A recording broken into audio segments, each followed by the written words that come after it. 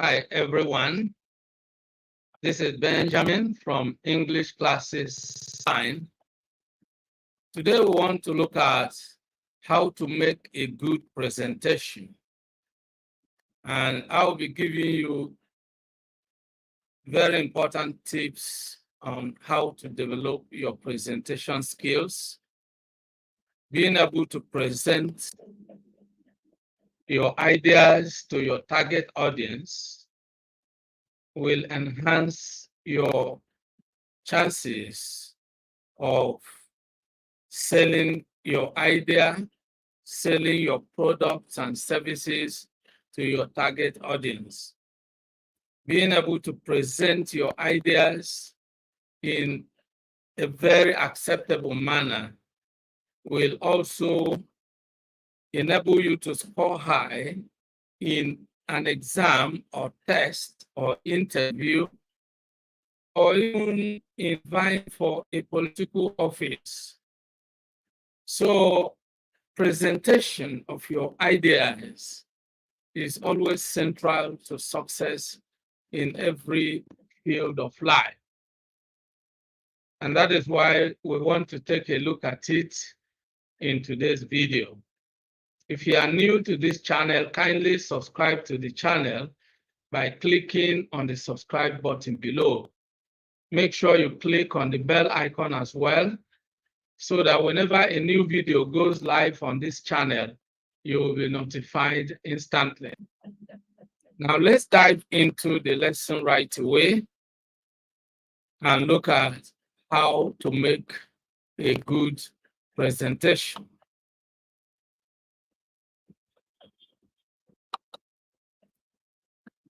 Now let's begin to look at the highlights, the key points in this discussion.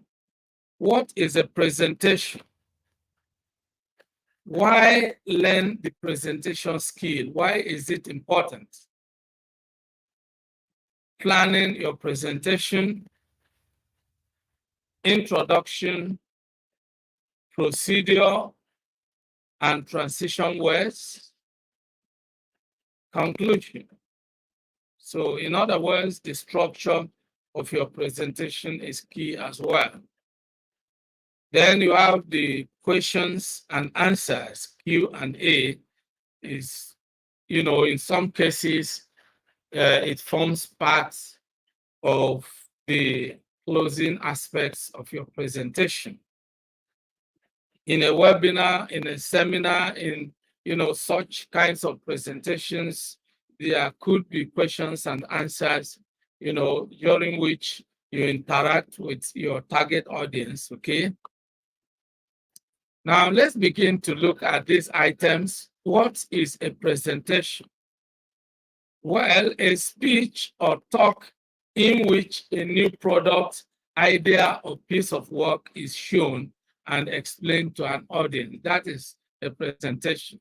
It's essentially a speech or a talk in which a new product, idea, or piece of work is shown and explained to an audience. So it's a very important aspect of business, a very important aspect of career development, a very important aspect of every field of life, because there will always be need for you to present your product. If you have a new product, you need to present the new product in a way that your target audience will accept it. And of course, your presentation will make or mar your chances of selling the new product, the new idea, or the new piece of work to your target audience, okay? Now, what is a presentation? Let's expand the meaning. It is the practice of showing and explaining the content of a topic to an audience or learner. These are other shades of meaning. Okay, presentation is also the means of communication which can be adapted to various speaking situations such as talking to a group, addressing a meeting, or briefing a team. All these can be regarded as presentation, okay? And yet, a presentation It can be seen as an informative talk, such as a lecture or speech that usually includes visuals, okay? Just as you can see that I'm presenting slides to you as, visual elements, visual aspects of the presentation. You listen to me, you can hear my voice, and as I explain, you can see the slides, These visuals are often slides that are projected onto a screen while the speaker talks, just as, you can see what I am doing right now. Visual can also be overhead, transparencies or paper flip charts. A slide is an individual screen of a presentation. What you are seeing right now on my screen is a slide, okay? Now, presentation skills, okay, are very critical, in every field of life. And every presentation is an opportunity to communicate your views or ideas to an audience. Very, very important, And mainly this can be of three types: extemporaneous presentation, memorizing, reading. Well, we won't go into all these technicalities, but in subsequent lectures, we shall, get into them. But let's look at 5 different types of presentations. Your presentation can be to inform your audience, to educate your audience, to persuade your audience, to solve challenges, or to inspire your audience, okay? So these are various purposes, and the purpose of every presentation determines what type of presentation it is, okay? Now, let's also move further to look at types of oral presentations. You have workshops, seminars and training sessions, staff meetings, talks given to clubs, organizations and societies, sales presentations, speeches, oral reports, or briefings, one-on-one. These are different types of oral presentations, and each of them is equally important, all right? Each of them can open a door of opportunity if properly handled. That is why we're looking at how to make a good presentation, because making a good presentation can open a door of opportunities that you never ever imagined, okay? Why are presentation skills important, okay? Of course, you want people to understand your work or be interested in your work, or for them to think you are great. Of course, for people to develop interest in what you are doing, people have to have regard for your expertise. You have to show that you are a master of your subject, that you are an expert in your field of operation. Nobody wants to listen to a novice, okay? And no one wants to follow a novice. Everyone wants to follow an industry leader. And so your presentation skills equip you with the knowledge and the skill to be able to actually showcase your expertise to your target audience. Once you can prove that you have a solution to people's problems, then of course they will be interested in what you present to them. Someone who is sick obviously has no business going to someone who doesn't have the solution to that problem. So a sick person will visit a doctor because a doctor has a solution to that illness. So that's how it is in all fields of life. And so if you position yourself as an authority in your field of operation, then your target audience will develop interest and you will command their attention whenever you make a presentation.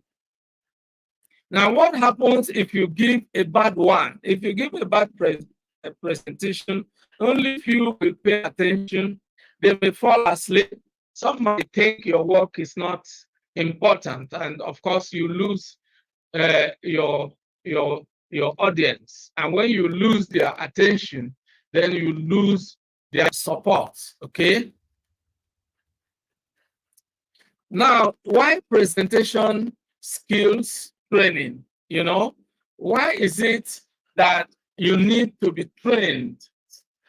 Why should you develop your presentation skills? Why do you need training?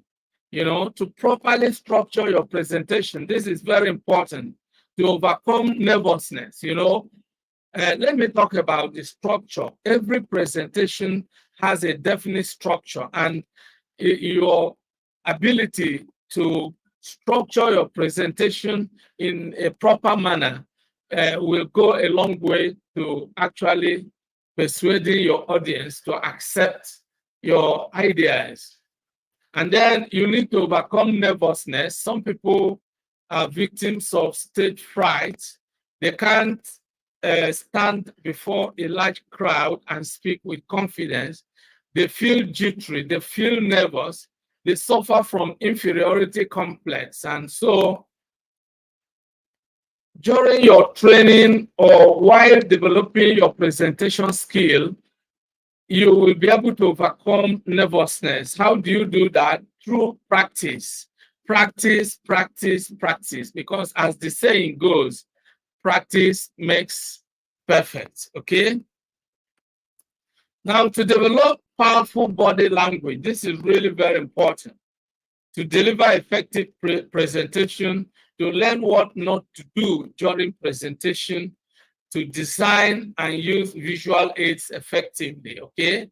Now, one of the things that you must avoid during presentation is, you know, anything that will show that you are not knowledgeable about the topic you are handling. And so your ability to present your ideas effortlessly and with clarity is what really shows that you are a fluent presenter. Fluency is really very important. Your ideas during presentation should flow naturally, all right? And without undue hesitation, okay? This is really very important. Now, planning your presentation is very important. You need to first ask yourself, what is the purpose of your presentation's message? What kind of message are you going to convey? You know, you have to pick one or a combination of these. You know, is the purpose of your presentation to inform the audience or to persuade the audience, to entertain the audience, or to inspire the audience? You know, so you need to actually understand the purpose, because that will also help you to plan your presentation and be able to articulate your ideas in a manner that will serve the purpose, okay? Now, without a purpose, everything will be abused. You know, if you embark on anything and there is no purpose, then that has no meaning. Just like, you know, embarking on a journey to an unknown destination. I mean, that is a kind of madness, isn't it? If you know your destination, then you know the point of departure and you know exactly the direction you are going. That is how it is with presentations. Okay? Now, steps needed to make an effective presentation. For delivering an effective presentation, we need to take the following steps. 1, planning. 2, preparation. And 3, delivery. Very, very important. Okay? Now, the opening should take about 10%.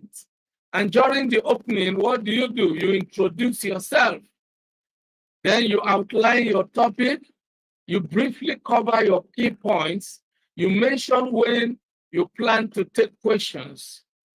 Okay, assuming you are presenting to a live audience or even to a virtual audience, and it is interactive. If it includes questions and answers, then you should spell out when each item should be handled. You come up with a kind of agenda, okay? Then in the body of your presentation, this is where you develop your key points. And of course, 70% should be devoted to the body of your presentation, because that is the actual presentation. The opening is the preparation, is the planning, okay? So now, in the body, you develop your key points, you elaborate on arguments and ideas, then you provide supporting evidence, giving ideas, illustrations, facts, and figures where necessary. Then you can devote 20% to closing, and this is where you indicate that you're about to finish. You re-emphasize your main points, you summarize, and then you indicate that it is time for Q&A, that is questions and answers. Now, the presentation should have a structure, all right? And that is similar to what you have when you write an essay or a speech or any other thing. It begins with an introduction, it has a body, it has a conclusion. Of course, you need to be able to work on your presentation skills, and you can determine if there should be something playing in the background, whether you are going to introduce some audiovisual aids and so on and so forth. Now let's look at what your introduction should look like, okay? You can start with a short introduction of yourself, your name, your school, your company name, okay? Example, hello everyone, my name is Benjamin, okay? You can include your name or even your company name. You can say, this is Benjamin from English Classes Online. And then you can proceed to say, I'm going to give a presentation about, when I started this lecture, I began by telling you exactly what I was going to present to you. I told you the topic exactly, and this is what you have to do in every good presentation. All right? The presentation will be in such parts. First, second, third, you spell out, you give them some idea about the structure, okay, of your presentation. This is really very important in order to carry your audience along. The presentation will cover, you mentioned subtopic 1, subtopic 2, subtopic 3, okay? Please feel free to ask questions, send questions in the chat during the presentation, or you can say, please hold your questions until the end of the presentation. You must spell out the procedure and come with some modest, polite rules, okay, to govern the entire presentation. Then organizing your delivery. These are general tips. Announce your topic clearly. This is very important. Give an outline of your presentation in your introduction, just as I already showed you. Then state your objective upfront, what you intend to do, so that your audience will know clearly what to expect and at what point, okay? Now, typical introduction, you can say, welcome, you are all welcome to this. Today we are going to learn about use of color and font when creating slides for our PowerPoint presentation. This is taken from study.com. okay, just to illustrate what we are saying. Then you can have introduction with a hook. Hello, everyone. I am so glad you could join me today. I am very excited about today's topic. Did you know that different fonts and colors emit certain emotions? For example, did you know that Calibri is one of the friendly fonts and stencil is considered cold and thoughtful, you know? This is introduction with a hook, okay? So there are different types of introduction, and introduction with a hook. A hook is an attention-grabbing aspect of every presentation, and so it is really recommended. Presentation introduction, you know, and then these are the essentials. Your presentation should start with greeting yourself. You have to introduce yourself, your topic, your purpose, your outline. And of course, this depends on the nature of your presentation and your audience. Of course, your introduction can be formal or informal. So you have to know the kind of occasion, the kind of audience. Is it a formal setting or is it an informal setting? So that will determine whether your introduction should be formal or informal, okay? Now let's look at the procedure, and we also look at transition words, okay? You can always begin, when you introduce a new idea, you can begin with something like, first, I would like to talk about, then you introduce your subtopic. You see, the word first here is a transition word, okay? And then you can have others like, okay, now I would like to move on to subtopic 2. You see, when you are through with the first idea or the first subtopic, then you have to indicate that you are moving on to a new idea by using some transition words or phrases.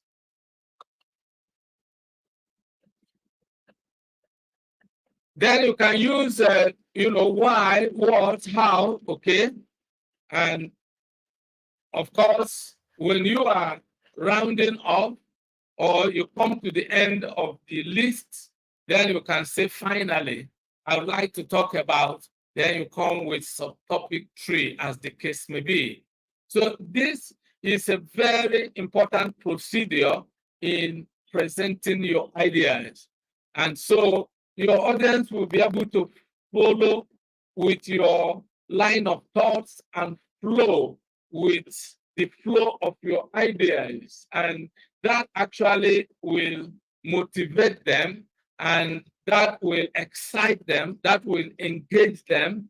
Of course, this is very, very important. Now, how to use transitional words and phrases.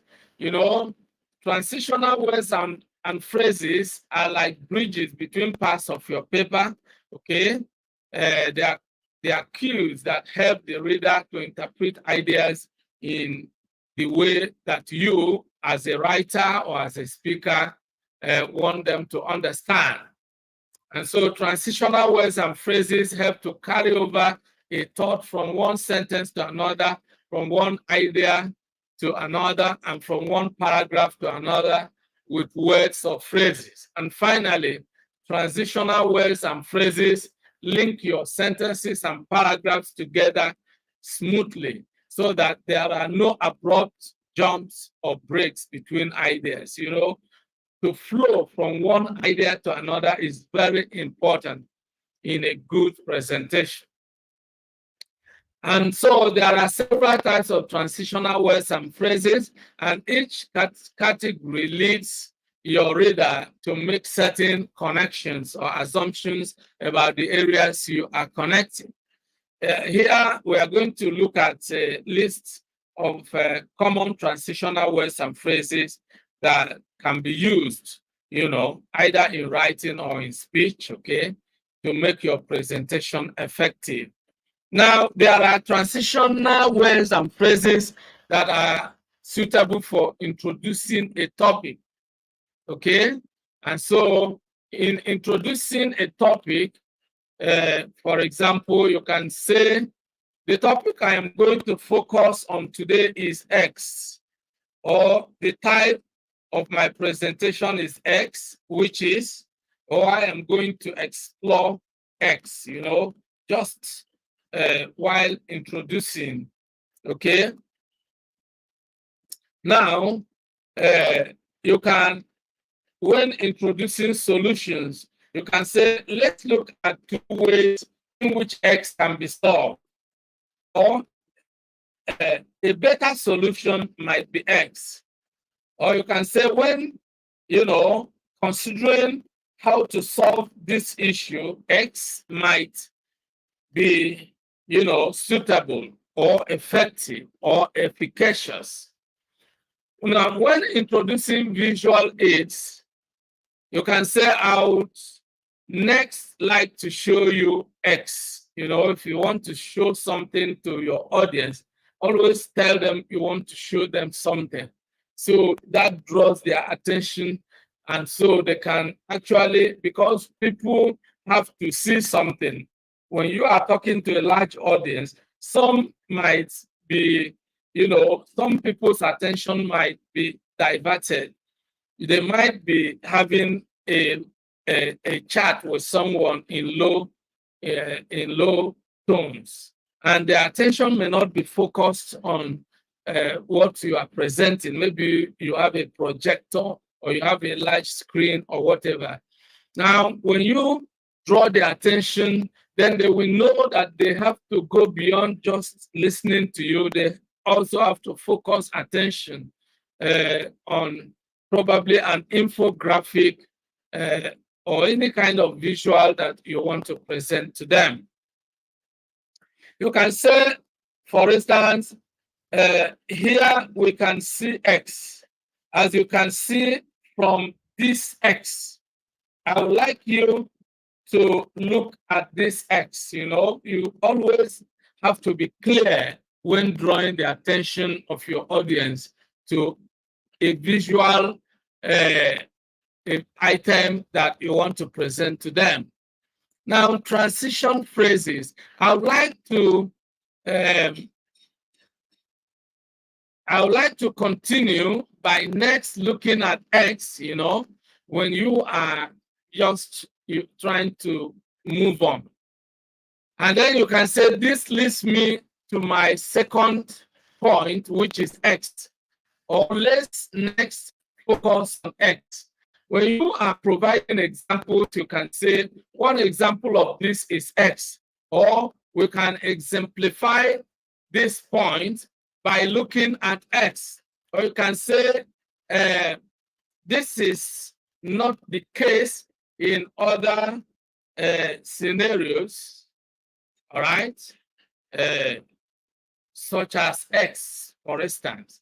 Now, providing sources, you can say X argues that, or it's,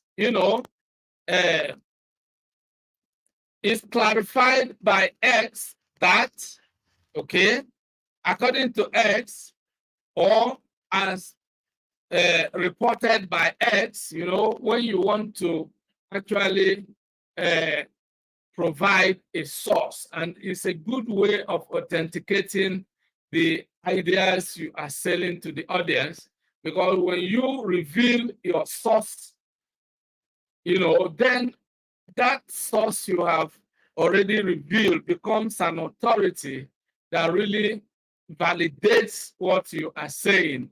If you are providing figures and statistics, then you can provide the source. And if it's something verifiable, you can even tell them that, what you are, the source you are relying on can be verified. Okay? That really lends more credence to what you are saying. Now, more on common transition words and phrases, you can look at more of this. First, meanwhile, during, before, to show time. And then there are some that you can use just to add information in addition, next, most importantly. And then to conclude, you can say finally, therefore, to sum up. There are a number of them, and you can pause this and look at a whole lot of them. And you can see more of this, okay? These are transition words and phrases, okay? And you can have the one to open, you can say to begin with, to start with in the first place, firstly, first, and so on. To connect the idea additionally, another reason why, secondly, thirdly, next, also. To close, you can say in conclusion, to sum up, to summarize, in summary, finally, and so on and so forth, okay? Now, beginning a new section of the presentation, you can say, now let's move on to this. Now let's take a look at, now I would like to move on to next. I would like to take a look at, moving on to the next part. I would like to, moving on to the next section, let's take a look at, these are very important ways to begin a new section of your presentation. Now, conclusion, okay? Just as the beginning is important, so the conclusion is even extremely important. So you can conclude by saying, I would like to conclude today's presentation by, always make it clear that you are rounding off, you are summing up, you are going to draw the curtains on the presentation. Just let your audience know what is going to happen at every stage, okay? It's very important for clarity, for transparency. And when you actually carry the audience along, then you make your presentation very exciting and absorbing, okay? You can say to end today's presentation, okay? That is another way of, concluding. Now, concluding and summarizing the presentation, here are tips. Well, that brings us to the end of the final section. Now, I would like to summarize by, or that brings us to the end of the final section. Now, I can just summarize the main points again. Or that concludes my presentation. Now, I can just summarize the main points. Or you can say that's an overview of.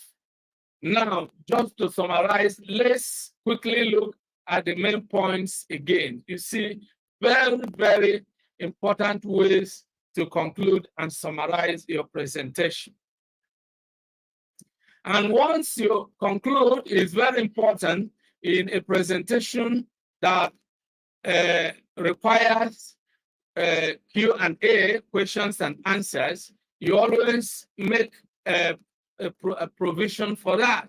And you can say, if there are any questions, I would be happy to entertain them, okay? You let the audience know that now is the time to take your questions, okay? And then you can conclude, you can say, thank you for your attention. Any questions or comments, you thank them for their attention or for their patience, and then you call for their questions or comments, okay? You can say, thank you for your attention.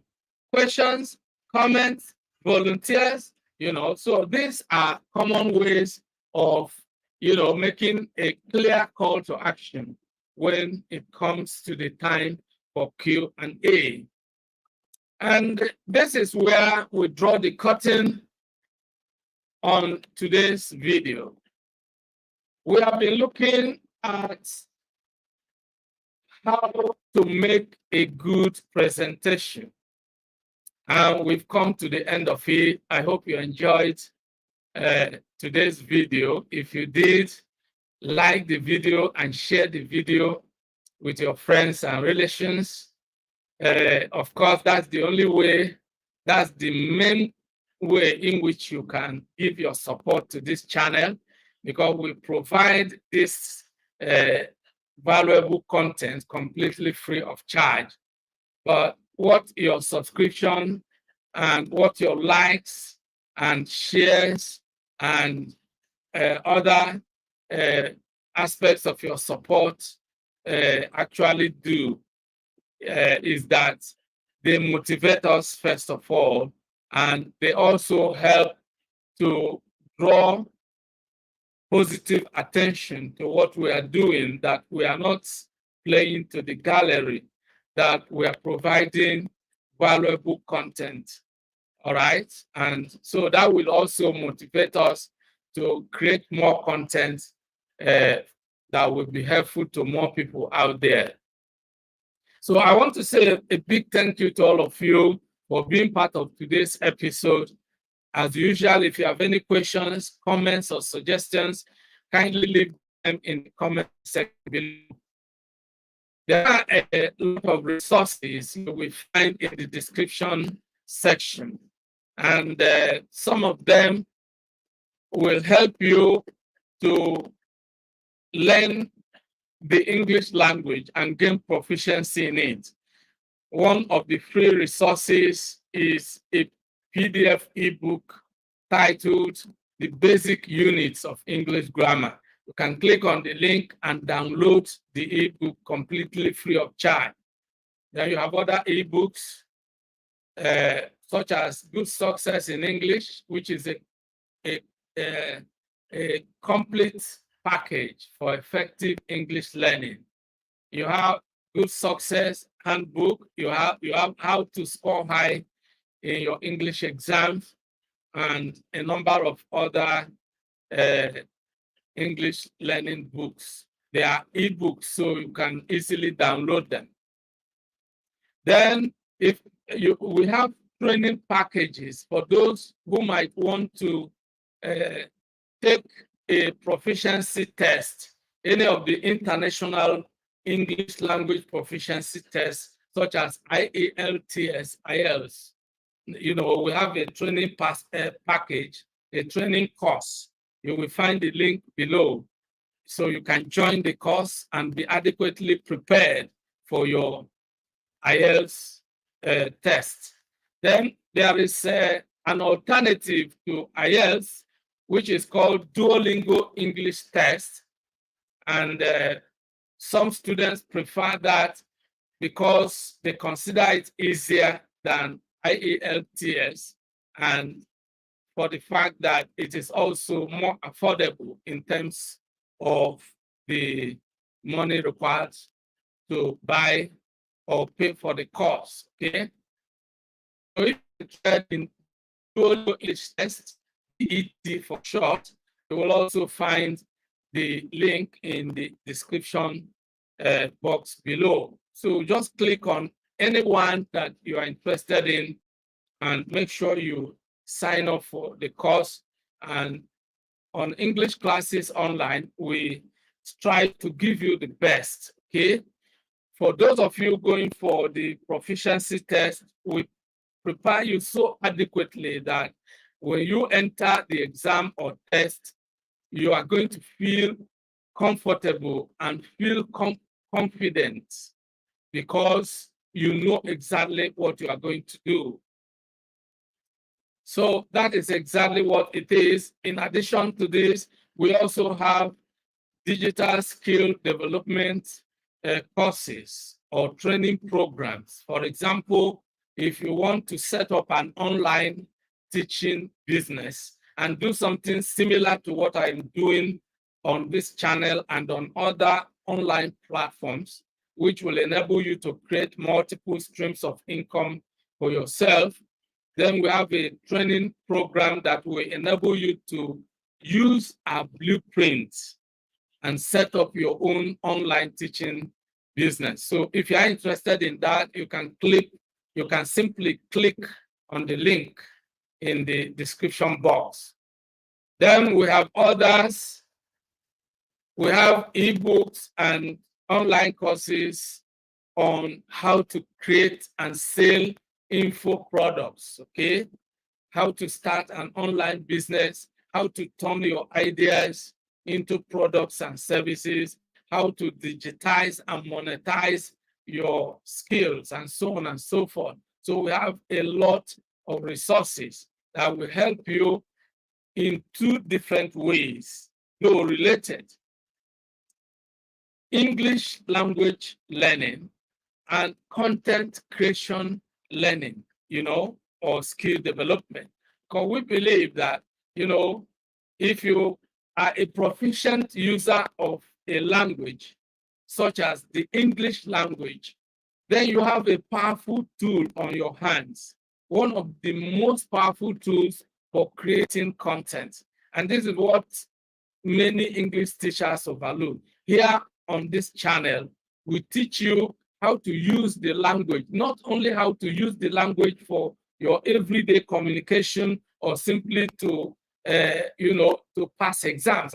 When you graduate from the high school or from the university, what next? You have to start income. So if you have pursued a course in the use of English, you ought to know how this language you have studied empowers you to make a living. And that's what we teach here. So we don't stop at teaching you the use of English. We go beyond that and teach you how you can use the English language as a tool for creating content and as a tool for monetizing your content as well. If you can create valuable content, then you have the right to earn money from that content. And we show you how to do all this on this channel. So if you are interested in videos like this, make sure you subscribe to this channel and make sure you click on the subscribe button so that whenever I upload a new video, you will receive instant notification and you won't miss any of our videos. The moment they are uploaded, you will be informed and then you can benefit from it. So I look forward to seeing you in the next class. Goodbye for now and remain blessed.